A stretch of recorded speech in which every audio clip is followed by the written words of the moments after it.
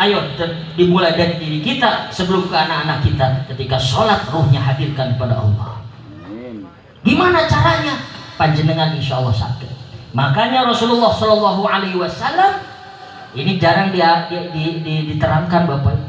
Saya buka kitab Bahsatul Asrar karangan Syekh Abdul Qadir Jailani Qaddasallahu sirrah. Terus dalam kitab Ihya Ulumuddin halaman 312 baris 37 dari atas itu menerangkan Syekhul Islam Sayyid Abi Hamid Al-Imam Al-Ghazali radhiyallahu anhu. Gini pembahasannya. Jadi ketika kita sebelum sholat biasakan syahadat. Itu Rasulullah. Ketika sholat, berqamati sholat, Allahu akbar, la ilaha illallah. Baca ta'awudz dulu. A'udzubillahi minasyaitonir rajim. Bismillahirrahmanirrahim. Asyhadu an la ilaha illallah wa asyhadu anna Muhammadar Rasulullah. Ucapkan dalam lisan, tancapkan dalam hati. Aku bersaksi tiada Tuhan selain Allah dan aku bersaksi bahwasanya Nabi Muhammad utusan Allah. Setelah itu apa? Istighfar 3 kali. Setelah istighfar munajah. Apa munajah? Menyerahkan diri kepada Allah. Ilahi ya Tuhanku, ilahi anta maksudi, hanya engkau yang aku maksud. Waridhoka matlubi, hanya ridhomu ya Allah yang aku pinta. Atini mahabbataka, atini ya Allah berikanlah kepadaku mahabbataka, untuk cinta kepadamu, wa ma'rifataka, untuk lebih kenal dekat lagi denganmu. Baru silakan baca Al-Ikhlas, Falaq, An-Nas. Setelah itu usolli fardhu subhi rak'ataini mustaqbil kiblati ma'muman imaman adaan lillahi ta'ala. Monggo dibiasakan baca syahadat. Kenapa? Bisa saja kita sebelum sholat dalam keadaan murtad. Murtad dalam Sulamun Taufik ada 3 ibu bapak, qauliyah, fi'liyah dengan i'tiqadiyah. Kebanyakan ini di dalam i'tiqadiyah. Kalau fi'liyah kelihatan murtadnya ketika dia mengucapkan saya keluar dari Islam, itu udah i'tiqadiyah, qauliyah. Fi'liyah dia keluar dari Islam, tidak pernah melaksanakan lagi ibadah-ibadah dalam Islam. Tapi i'tiqadiyah, apa itu murtad i'tiqadiyah? Mohon maaf kepada sesama muslim, menghina, mencaci maki, menyebut binatang kepada seorang muslim, termasuk itu adalah murtad i'tiqadiyah, qauliyah. Mohon maaf. Tapi kesananya menjadi i'tiqadiyah, bahaya. Di dalam Sulamun Taufik dalam kitab Akhlaqut Tasawuf itu sudah termasuk murtad. Makanya diwajibkan lagi untuk membaca 2 kalimat syahadat. Itu murtad yang ringan sebenarnya. Dengan teman, dengan sahabat sesama muslim, anjing loh, asyhadu an la ilaha illallah wa asyhadu anna Muhammad. Kok menungso di anjing-anjing? Walaupun hanya guyun, ojo. Nah timbulnya akhlak nih. Karena itu kebiasaan yang jelek. Kenapa? Bisa sesatu ilmu yang tidak ada, kedua tidak mau belajar, ketiganya rohnya sering lupa tentang Gusti Allah Subhanahu wa ta'ala. Ya alladzina amanu, tanamkan pada diri kita, lalu kita tanamkan kepada anak-anak kita. Alladzina amanu, jadilah orang-orang yang beriman membuahkan takwa. Titipkan anak-anak ibu bapak kepada yang ahlinya, kepada para ustadz, pada kiai, di TPA, di musola, di TPA, di masjid-masjid, di madrasah, di sekolah juga, di SMP negeri, SMK negeri. Tolong tanamkan dan didik anak-anak panjenengan semua dengan iman yang membuahkan takwa. Bukan hanya sebatas pelajaran teori diberikan, nulis, setelah itu ujian, nilai, lulus, bukan, tetapi harus benar-benar ditanamkan pada anak didik kita. Mudah-mudahan berkah, amin. Amin. Pesantren ada, madrasah ada, malah saya itu mohon maaf Pak Kades, tolong lebih diperhatikan kiai-kiai di dusun-dusun, ustadz-ustadz yang di kampung-kampung. Saya. Makanya saya di peninggalan itu, Pak Kades, mohon maaf, ketika Pak Kades nanti, mohon maaf, Bapak ketika nanti jadi Kades, tolong kawal pondok pesantren, madrasah, TPA. Pesantren 1 rupiah pun tidak minta ADD untuk masyarakat saja. Terus gimana? Kawal pondok pesantren, perhatikan ustadz-ustadz di kampung-kampung, kiai-kiai, imam-imam masjid musola. Kenapa? Karena pesantren ini melanjutkan perjuangan beliau. Contohnya Pak Kades, mohon maaf, di pesantren kita Sedoyo Baitul Muhibbin kemarin pesantren baru ya, santri baru dites alif ba, saya bilang alif anaknya nggak mondok, mohon maaf, nggak ngaji di TPA Pak Ibu, nggak ngaji di TPA, dari rumahnya nggak pernah ngaji di TPA. Alif, alif, alif, alif, ba, ba. Diulangi sama saya. Ini apa? Nggak tahu. Alif, alif. Ini apa? Nggak tahu. Ba, ba. Dahlah ini aja kamu dul. Wangil, jenengan niku pernah ngaji di kampung Bu? Enggak Pak Ustadz, pokoknya enggak pernah. Oh, jadi masukkan pondok di sini enggak pernah di rumahmu itu ngaji di TPA? Enggak pernah. Ya udah gini aja, setiap yang tegak itu adalah alif. Baca, baca. Tuh apa? Saya tunjuk yang listrik. Alif kata anaknya. Pohon sawit, alif. Tiang masjid, alif. Luar biasa. Ceritanya dia sakit dijemput sama orang tuanya pulang ke rumahnya. Setelah dibawa ke rumahnya, berobat ke klinik, dirujuk ke Sekayu. Di tengah jalan di perjalanan dasar anak ya baru SD masuk ke SMP. Mah, alif. Lihat yang listrik, alif, tower, alif. Begitu aja anak. Setelah pulang malam-malam dibangunin ibunya. Mama tangi, opo, nunjuk sama bapaknya, alif. Astagfirullahaladzim. Sallu ala Nabi Muhammad. Akhirnya datang ke pondok pesantren. Abi ada apa Bu? Abi ngajarin apa? Alif Bu. Salah itu. Sallu ala Nabi Muhammad. Masya Allah ya Rabbi. Tetapi ketika anaknya di kampungnya, di dusun-dusunnya belajar ilmu agama, belajar Al-Quranul Karim Pak Kades, ketika di pondok pesantren kami ringan, mudah untuk melanjutkan perjuangannya beliau-beliau. Jadi apresiasi luar biasa kepada para kiai, para ustadz-ustadz yang ada di dusun-dusun, di desa-desa. Tolong Pak Kades, kalau memang ada, perhatikan beliau-beliau. Wah, nanya sama ibu-ibu. Ibu, mohon maaf, di bulan Ramadan suka ngasih sarung BHS gak sama para kiai? Nah, pecinya wadimor apa peci opo apa gak pernah ngasih. Nah, berasnya ngasih apa tidak? Nah, SPP sebulan aja 20.000 masih banyak yang protes. Betul apa betul? Masya Allah. Inilah pengabdi agama. Alladzina amanu, bahwasannya orang-orang yang bidangnya para ustadz, para kiai, salah satu tugasnya menanamkan anak didiknya dengan iman yang membuahkan takwa. Ya, orang benar-benar yang sebenarnya itu orang tuanya. Yang pertama kewajiban mendidik anak itu orang tuanya. Yang kedua wa'amilus sholih. Ayo Pak, semangat ya. Dengarkanlah di sepanjang malam aku berdoa. Dan nanti dulu. Tapi itu nadanya ya. Ibu-ibu, bapak-bapak yang paham aja. Ya Nabi salam diganti dengan ya Nabi salam ya. Pas dengarkanlah itu ya Nabi salamun alaik, ya Rasul salamun alaik, sholawatullah alaik, ya Habib salamun alaik, sholawatullah alaik. Ya Nabi salam, salamun alaik, ya Rasul salam, salamun alaik, ya Habib salam, salamun alaika. Ya Nabi salam, salamun alaik, ya Rasul salam, salamun alaik, ya Habib salam.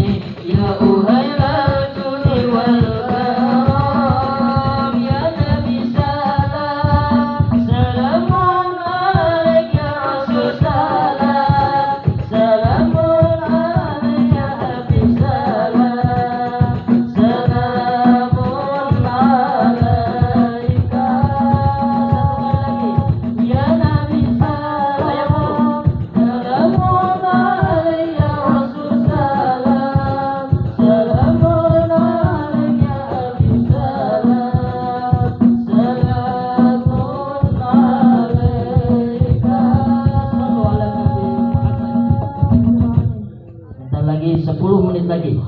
Saya saya akan kejar ya pembahasannya. Yang kedua, tidak akan rugi di akhir zaman. Yang kedua, wa 'amilus shalihat, orang-orang yang beramal soleh, Ibu Bapak. Orang-orang yang beramal soleh, orang-orang yang soleh sudah didoakan oleh Rasulullah ketika Mi'raj di hadapan Allah langsung diamini oleh para malaikat. Ketika Rasulullah dimi'rajkan oleh Allah berhadapan dengan Allah, at-tahiyyat, salamnya Rasul, at-tahiyyatul mubarakatus salawatut thayyibatu lillah. Dijawab sama Allah, assalamu alayka ayyuhan nabiyyu wa rahmatullahi wa barakatuh. Dijawab lagi sama Rasulullah dan bahkan oleh para malaikat Allah ketika itu, assalamu alayna wa ala ibadillahi sholihin. Orang-orang yang soleh oleh Allah telah diukir ketika Rasulullah berhadapan dengan Allah. Orang soleh mah Bapak Ibu telah didoakan di hadapan Allah langsung oleh Rasulullah. Maka predikat orang yang soleh ini di atas segalanya. Makanya seorang bapak, seorang ibu, orang tua kepingin anaknya soleh dan solihah. Begitupun seorang anak kepingin orang tuanya juga yang soleh dan solihah. Kepingin kita hidup di masyarakat tetangganya yang soleh solihah. Ketika kita hidup di pemerintahan, kepingin atasan kita pun semuanya soleh dan solihah. Begitupun seorang pemimpin kepingin masyarakatnya soleh dan solihah. Itu tujuannya kita ini. Makanya orang yang soleh, yang amalus soleh di akhir zaman tidak akan rugi. Mereka siapa? Salah satunya dengan tetangga tidak pernah sikat, sikut, gesek, gasak, gosok kanan, banting kiri, banting atas. Tidak pernah orang yang soleh mah dengan tetangga saling membenci, saling mencaci maki. Dengan pilihan yang berbeda, walaupun beda partai, walaupun beda pilihan kades, pilihan pilkada dan lain sebagainya, tidak pernah saling sikut, saling hina sana sini. Kenapa sekarang banyak di media sosial? Mohon maaf nih, kita bicara ada sambungan dengan digitalisasi. Di media ini, di media itu, di YouTube, di Pacebook, dengan di WhatsApp, semuanya ada informasi. Pendukung ini mendukung ini, menyalahkan yang ini, menyalahkan yang itu. Akhirnya kita pun menjadi korban daripada medsos, karena kita ketika melihat medsos tidak dibentengi iman dan takwa, tidak dibentengi dengan amal soleh. Demokrasinya yang baik, yang dibentengi akidah dan akhlak, menggunakan sosial, menggunakan digitalisasi, yang dibentengi dengan akhlak dan akidah. Mohon maaf, dengan akidah, yang akhirnya timbullah akhlak yang baik ketika di medsos, bermedsos, ya kan? Jadilah baik di media sosial, di Facebook, postingannya amanah-amanah, terus postingan yang baik-baik. Tidak terasa ternyata kita ini banyak dosa. Makanya mohon maaf, qiwamud dunya bi arba'ati asya'a bi ilmil ulama. Rasulullah punya konsep dunia ini akan kuat, negara Indonesia pasti kuat, Sumatera Selatan akan kuat, Musi Banyuasin akan kuat, Kecamatan Sungai Lilin akan kuat, Desa Sumberhari Rejuwa Rezeki akan kuat, dan keluarga kita pun akan kuat. Keluarga aja dari yang kecil, keluarga kita akan kuat. Mempunyai 4 konsep. Pertama, bi'ilmil ulama. Ojo ngadohi ilmu ni para ulama. Kalau uang wes akeh ngadohi ilmu ni para ulama, celaka, hancur. Yang kedua, bi adlil umaro. Kita di rumah tangga, bapak-bapak haruslah jadi seorang pemimpin yang adil. Gimana Pak Ustadz, Pak Cecep? Pemimpin yang adil, salah satunya cirinya antat imaha idza ta'anta, harus memberikan makanan yang sesuai dimakan oleh suaminya. Bila mana suaminya makan sate, istrinya senang sama sate, harus makan sate juga. Bila mana saya di sini nanti makan setelah pengajian tadi dia belum makan, nanti makan apapun menunya, bagaimana caranya anak dan istri saya pun harus makan seperti saya. Itulah suami yang adil. Makanya gimana panitia tugasnya? Nah, panitia masukin kardus, ikat kuat-kuat. Kalau dimasukin duluan nggak apa-apa, di sana mobil. Kenapa? Karena banyak yang lupa. Kok malah dibahas Pak Cecep tentang berkat? Bukannya berkat, saya tentang ngebahas. Kejadian di tengah pengajian, ibu ya di dalam hajatan, saya ngeketin aja mobil. Setelah ngeketin mobil, mohon maaf, saya masuk dalam mobil. Ternyata pas nutup mobil saya, ternyata alhamdulillah Ada yang narik baju saya, pas dilihat ternyata kejepit pintu mobil, saya kira panitia. Saya lihat di spion kanan, lihat panitia, ya Allah, gak ada yang nyamperin. Saya maju 50 meter, belum ada yang nyamperin. 100 meter sampai 12 angine, sampai ke pondok pesantren, gak ada panitia yang lupa. Saya memaklumi, ya Allah, manusia itu tempatnya lupa dan dosa. Saya pun banyak dosa dan lupa. Saya pas pulang ke pondok disambut sama anak saya nomor 3, si Syarifah. Assalamualaikum. Waalaikumsalam. Abi, mana berkatnya? Panitianya lupa. Pantesan tadi pas belum pengajian tuh Pak Ustadz Amir, si Umi, my babe kan sekarang musim begitu, papi, mami, bebe, babi. Si Umi bilang, Abi pengajian ke Sumber Harum, mudah-mudahan sehat ya. Akhirnya alhamdulillah insyaallah. Asik tidak masak untuk besok begitu beliau. Jadi kalau sekarang panitianya lupa nggak bawain kardus dan isinya, besok saya nggak makan seharian karena Uminya nggak masak. Sallallahu ala Nabi Muhammad. Jadi diadil umaro ke sana ke makanan. Kan konsep keluarganya orang pemimpin yang adil. Yang kedua apa? Bisyakhawatil agniya. Mohon maaf di keluarga kita ada yang mampu. Mohon maaf, sodakoh yang paling tinggi derajatnya adalah sodakoh kepada kedua orang tua. Di dalam Islam tidak ada istilah mertua, ingat itu. Di dalam Islam tidak ada istilah mertua. Di dalam kamus mujid gak ada mertua, adanya abah dengan ummu, bapak. Kalau ketika ijab kabul, suami istri mengadakan ijab kabul, itu semuanya baik orang tua bapak kandungnya daripada sang istri itu bapak. Orang tua kandung dari suami bapak, bukan mertua. Di Indonesia boleh nyebut mertua ya monggo, dan itu tidak haram, silahkan saja. Tapi bagi saya mertua saya enggak, bapak saya, ibu saya, bahkan kalau lebih halus lagi, kurang halus lah, bisa ada nih bapaknya istri saya, bapaknya ibunya istri saya, juga itu bapak ibu saya. Gitu. Makanya sodakoh yang tingkat derajatnya paling tinggi adalah kedua orang tua. Yang keduanya apa? Yang keduanya dawil kurba, kepada saudara. Ada paman, bibi, keponaan yang tidak mampu, fakir, miskin, tuh dulu kan. Dawil kurba, wal yatama, baru anak yatim. Setelah anak yatim, setelah selesai ini masih ada rezeki, wal masakin. Yatim, ngasih fakir miskin, orang tua kita tidak pernah kita sedekah. Na'udzubillah. Kenapa? Derajat yang paling tinggi adalah sedekah kepada kedua orang tua kita. Walaupun orang tua tidak mengharapkan sedikit pun harta benda kita, tetapi kita selayaknya sebagai anak menghormati perjuangan, karena jasa orang tua tidak bisa dibalas dengan isi dunia dan langit pun. Shallu ala Nabi Muhammad. Gimana kita ingin mendidik anak kita dengan digitalisasi, dengan akidah dan akhlak, wong kita sendiri sebagai orang tua tidak pernah memuliakan, mengagungkan orang tua kita dewe. Gimana anak kita mau? Shallu ala Nabi Muhammad.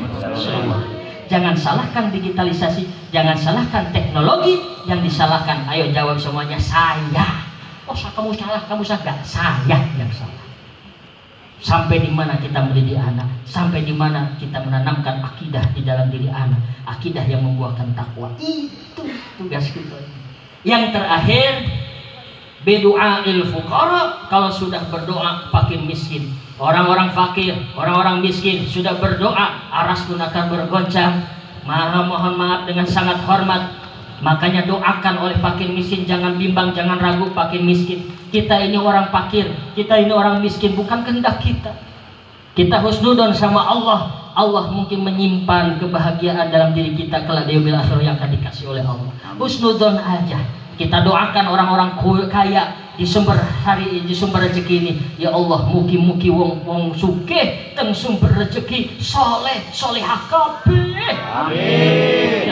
Yakinnya kalau diketuk orangnya sugihnya soleh, pasti akan berkahnya sampai kepada fakir miskin dan anaknya. Itu ya, jangan suudin terus. Shallu ala Nabi Muhammad sallallahu alaihi wasallam. Yang terakhir, watawasau bisabr, berwasiatlah dalam kesabaran. Ketika istrinya cerewet, ketika suaminya belum gajian, masya Allah, datang suaminya melamun, belum gajian, ke rumah, assalamualaikum, dijawab sama ibunya, waalaikumsalam. Tetap senyumnya Siti Khadijah, 1 senti ke kanan, 1 senti ke kiri, kelihatan di gerhamnya, waalaikumsalam. Begitu dilihat suaminya, walaupun penuh keringat dan bau getah karet karena belum gajian, ditanya dengan baik, pandangan yang penuh kasih sayang, Bapak ada apa?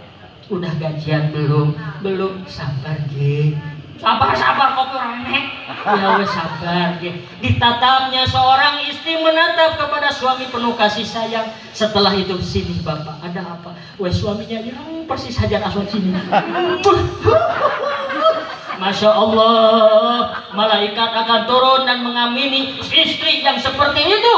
7.000 dosa kecil akan rontok diampuni tanpa taubat, tanpa istighfar oleh Allah Subhanahu wa Ta'ala. Dosa 1 tahun ke belakang yang kecil-kecil oleh Allah diampuni dosanya seorang istri.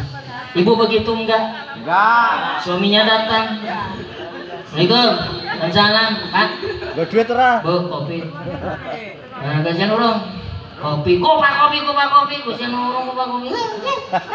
Orang eneng, kok Torabika atau apa? Torabika. Ya wes, sama si Cine. Ya, sama. Kocok, kopi susu Torabika. Ngutang lagi. Suguhin sama suaminya. Mobe. Tenanan iki. Tenanan, ngutang apa ora? Ngutang. Bayar oleh gajian. Diminum bismillahirrahmanirrahim sama suaminya. Udah capek dari ladang sebelum gajian, ya Allah sedih, padahal sudah berusaha suami. Bismillahirrahmanirrahim, pas diminum bagaikan racun. Kenapa? Yang nyuguhinnya bukannya 1 senti ke kanan, 1 senti ke kiri, tapi 1 senti ke depan, 1 senti ke depan. Allah. Tapi mohon maaf, suaminya datang ke rumahnya, assalamualaikum. Waalaikumsalam. Bapak silahkan duduk. Mah, mohon maaf, ada kopi habis Pak, kan belum gajian. Oh iya, gak apa-apalah, air putih saja. Tunggu Pak. Sabar Pak. Diminum, ambil air minum. Air putih disuguhin sama suami, monggo Pak. Diminum sama suaminya. Bismillahirrahmanirrahim, walaupun capek. Tersumpuk, bagaikan kopi susu. Kenapa? Yang nyuguhinnya penuh kasih sayang. Betul apa betul Bapak? Betul. Betul. Wes bongket cut. Malamnya balas dendam lagi, mohon maaf, malam Jumat. Pak ibunya mohon maaf nih, karena bapaknya belum gajian. Sebelum maghrib PPO cap kapak semua diolesin. Salam 88. Masya Allah. Bapaknya bingung. Selalu ala Nabi Muhammad. Tapi kalau sudah gajian, beli glowing, beli lipstick, beli apa lagi? Shadow, Marta Tilaar, Ayu Wardah dan sebagainya. Wanginya luar biasa. Mau ke undangan, tebalnya 7 cm. Suaminya jadi panitia, sudah keringetan di undangan. Dia numpak ojek, habis suaminya sama tukang ojek. Angan tetap pulang ke rumahnya, bau kecut nih. Hebatnya Bu, makanya bi'adil umara, sabar, berwasiat dalam kesabaran. Bapaknya gajian atau belum, sabar.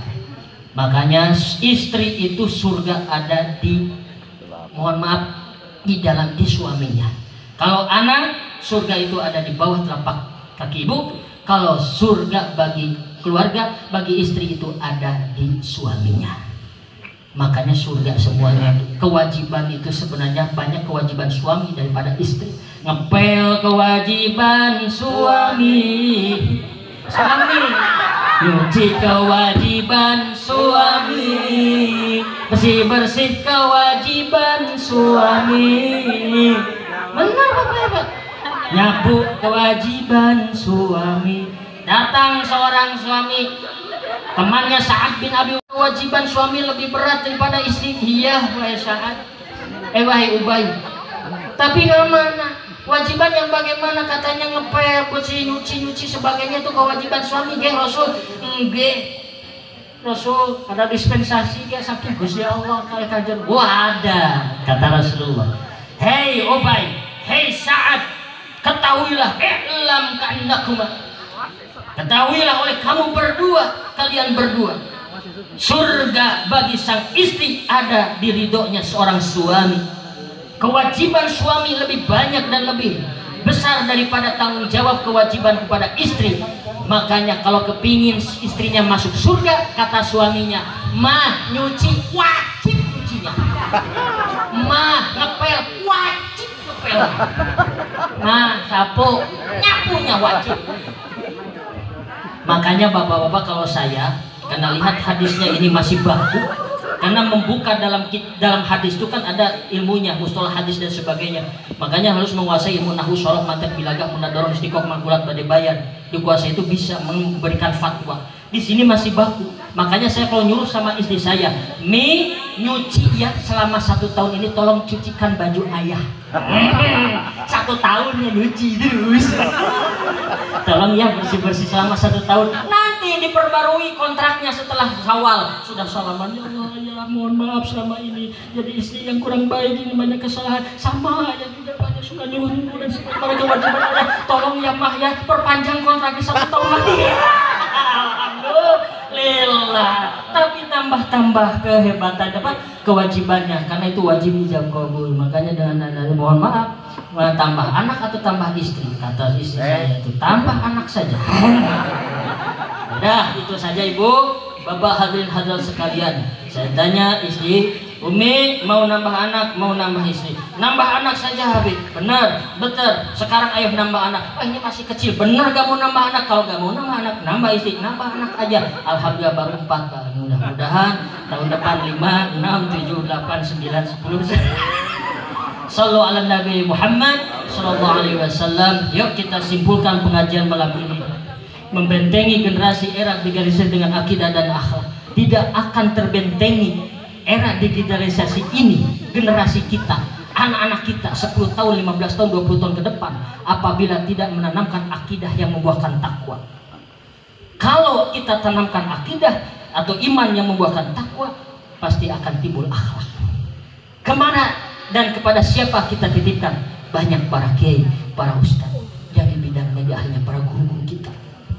Tolong tanamkan sama anak-anak kita. Kunci yang pertama. Yang kedua, beramal solehlah kita berada dimanapun berada. Mau dimanapun kita berada, berbuat baiklah. Berusaha berbuat baik, insya Allah kita akan selamat bahagia di akhirat. Yang ketiga, berwasiatlah dalam kebaikan. Terus berwasiat. Orang tua wasiat kepada anaknya kebaikan, anaknya berwasiat kepada saudaranya dengan kebaikan, guru kepada murid dalam kebaikan, murid kepada sesama temannya dalam kebaikan, tetangga dengan siapapun, pakadesnya dengan masyarakatnya, masyarakat saling berbuat baik dalam wasiat dalam kebaikan. Yang terakhir, berwasiatlah dalam kesabaran.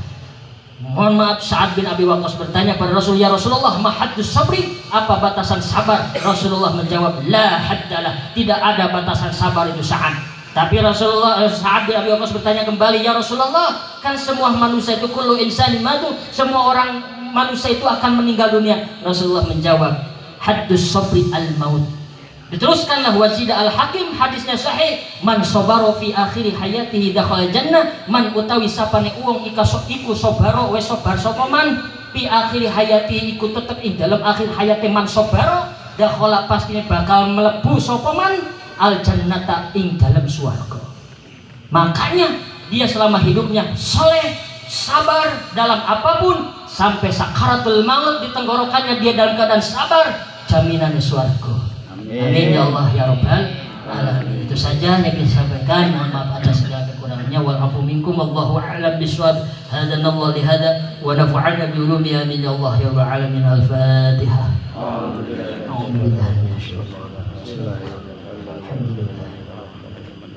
Iyyaka na'budu wa iyyaka nasta'in.